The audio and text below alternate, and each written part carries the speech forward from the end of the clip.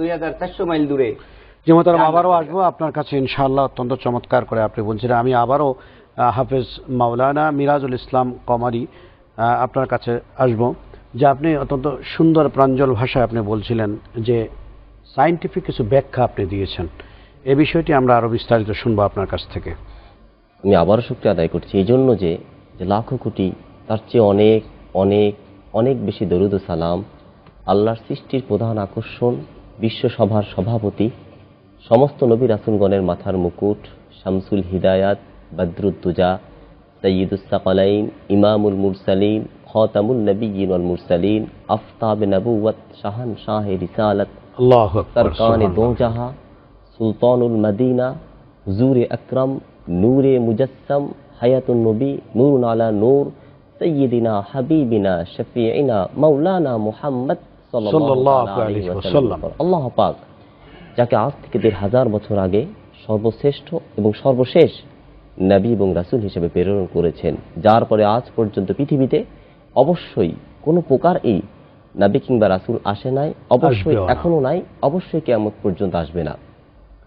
সম্মানিত সুধীবৃন্দ, এশিয়ান টেলিভিশনের পর্দায় যারা আমাদেরকে দেখছেন তাদেরকে আবারও ধন্যবাদ জানাচ্ছি যে মহতারাম সায়েন্টিফিক ব্যাখ্যার কথা বলেছেন।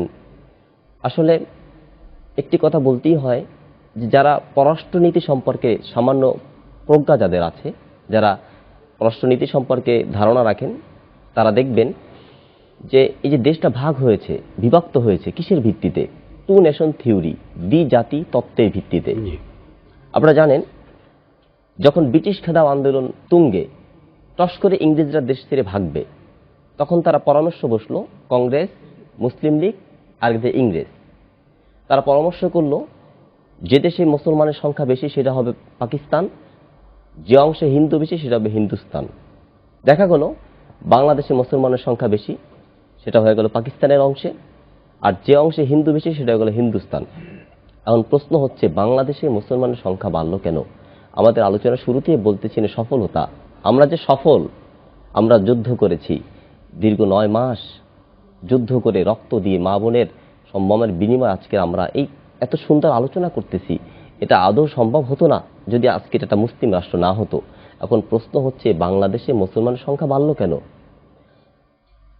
1800 সালে ইংরেজরা জরিপ করেছিল, খুব সম্ভবত 1800 সালেই হবে, জরিপ করেছিল যে বাংলাদেশে শতকরা মুসলমানের সংখ্যা 30 জন আর হিন্দুর সংখ্যা ছিল 70 জন। 1873 সালে মাওলানা কারামত আলী জৌনপুরী রহমতুল্লাহ আলাইহির নাম আমরা শুনেছি।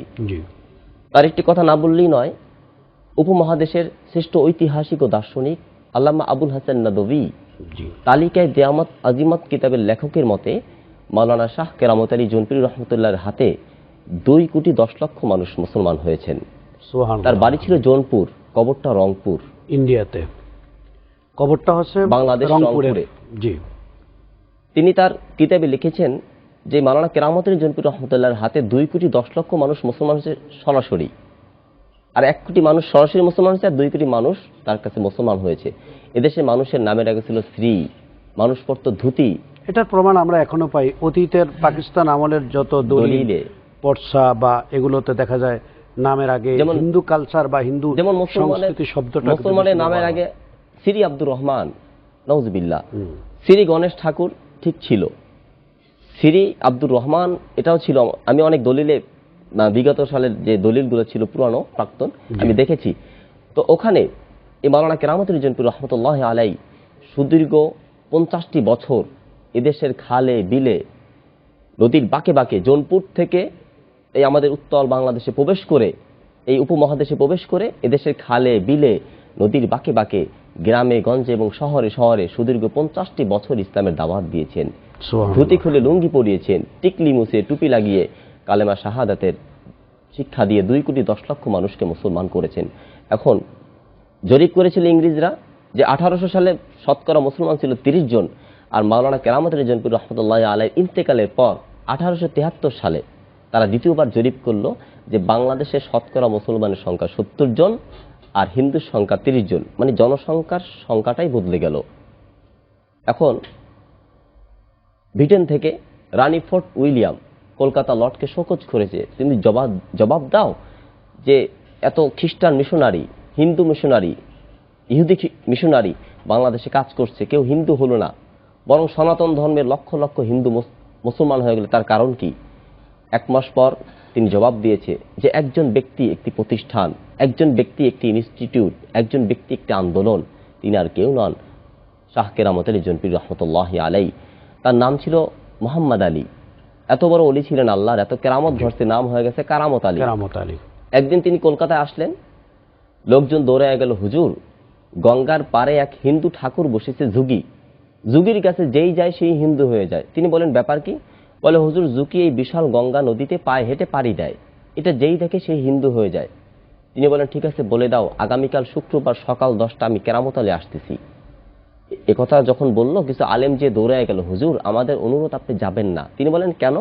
বলে হুজুর যত আলেম আগে যুগির কাছে গেছে সব তো যুগি ভিলকে দিয়ে টাইট করে দিছে, এখন আপনি যদি ঠকেন আমরা চেহারা দেখাবো কাকে?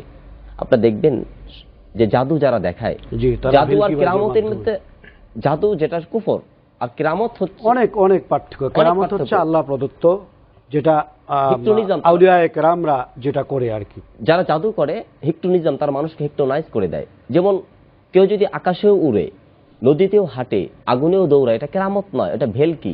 তার ভিতর যদি ইসলাম না থাকে, ইসলামী আখলাক যদি না থাকে, ফরজিয়াত যদি না থাকে। আমি আসবো আবারও আপনার কাছে, আমাদের একটা বিরতিতে যাওয়ার সময় হয়েছে। সম্মানিত দর্শক, আপনারা অত্যন্ত প্রাণবন্ত আলোচনা শুনছিলেন। আমরা মোবারক মাহে রমজানে আলোচনা করছিলাম, অত্যন্ত বিষয়ভিত্তিক কিছু আলোচনা, কিছু ইতিহাস, কিছু গবেষণালব্ধ কথা আমরা শুনছিলাম। আমরা এ পর্যায়ে একটা বিরতিতে যাব, বিরতির পর এসে ইনশাল্লাহ বাকি আলোচনা সমাপ্ত করব। আশা করি সে পর্যন্ত আপনারা প্রত্যেকে আমাদের